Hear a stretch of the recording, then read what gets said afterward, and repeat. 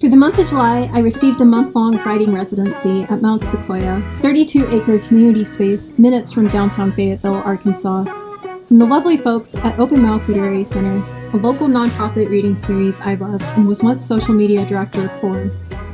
This was a daytime residency. I think technically I could have gone any time of day. They did give me a key, but I chose to come during the day because that's when I write best. I didn't come every single day in July, but I did spend a good bit of time there.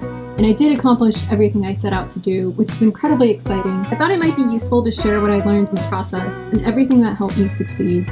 So here are my top tips for writing residency success.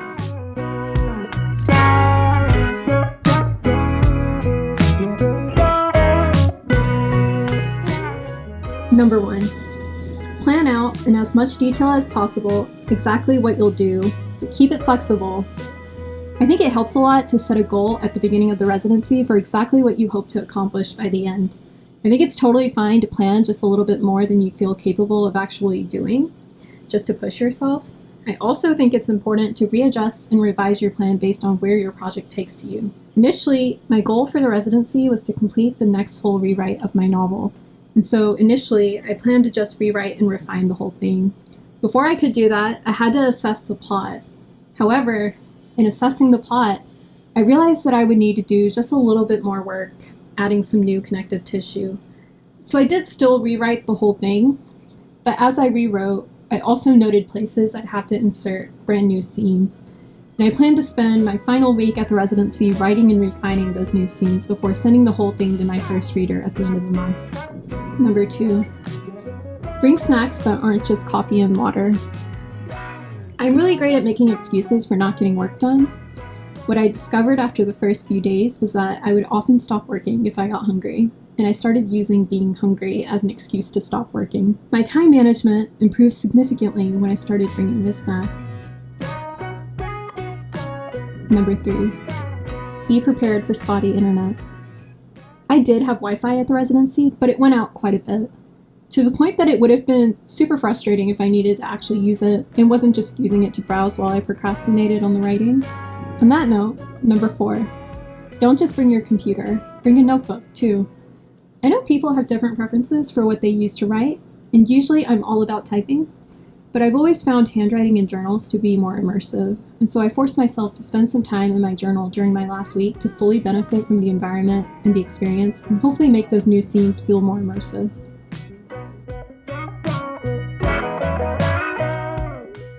Number 5, sometimes writing is not writing.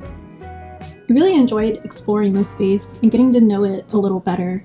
I was in Sequoyah Hall, Mount Sequoyah's largest and second oldest building. It houses 16 individual artists right now and includes the Sequoyah Hall Parlor, a beautiful exhibition space where you can view rotating curated exhibitions.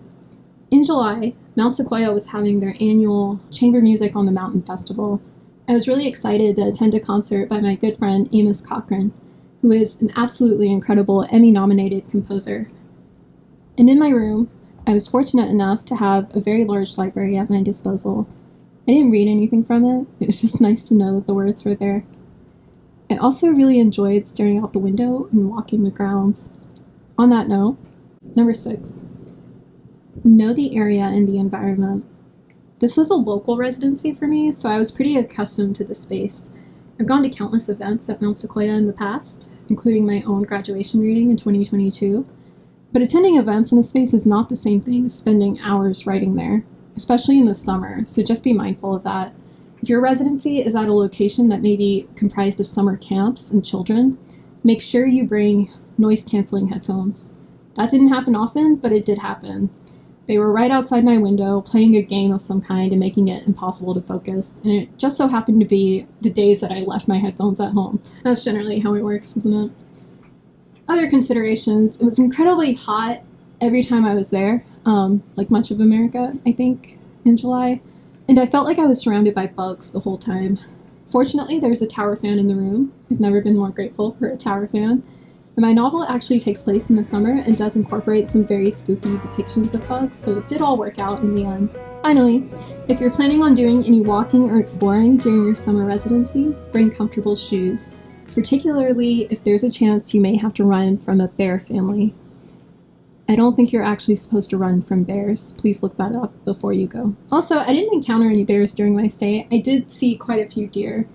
There was a deer that ran across the parking lot. Wish I'd gotten some footage of it. Maybe next time. Thanks so much for watching. I hope this helps you plan your writing residency. I will see you next week.